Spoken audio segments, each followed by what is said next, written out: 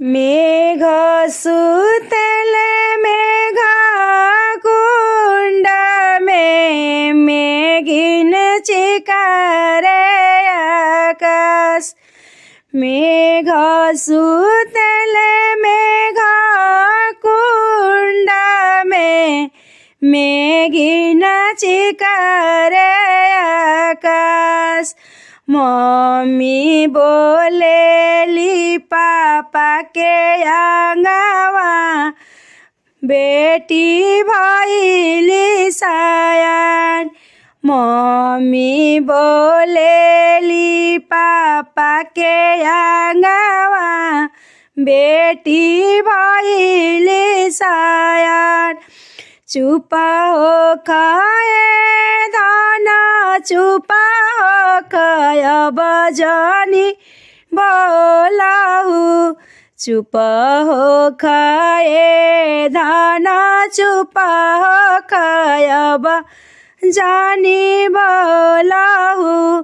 अब धनाय किला मारा गईले अब ना सोचल होला हो। अब बेधनाय किला माराइल बाटे कुछ ना सोचन होला हो। जब बेटी रहली 12 साल के इज्जत रखेली हो। जब बेटी रहली 12 साल इज्जत हमर रखेली हो।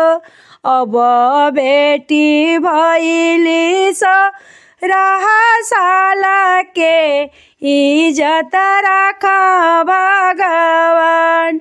अब बेटी भइली 16 साल के इज्जत रख भगवान।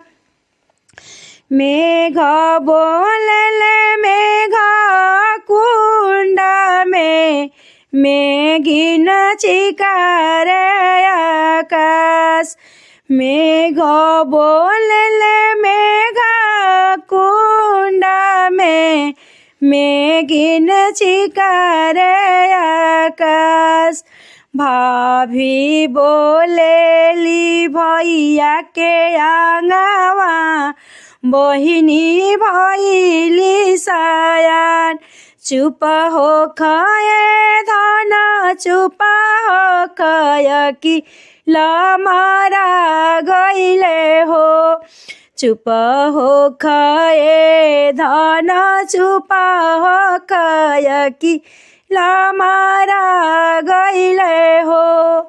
जब बहिनी रहली बालक बुदिया इज्जत हमार रखली हो। जब बहिनी रहली ना बोध बुदिया इज्जत हमार रखली हो। अब बहिनी भइली 16 साल के इज्जत रख भगवान। अब बेटी भइली 16 साल के इज्जत रख भगवान। मेघ बोलले मेघ कुंड में मेघिन चिकारा आकाश। मेघ बोलेले मेघ कुंड में मेघिन चिकारे आकाश।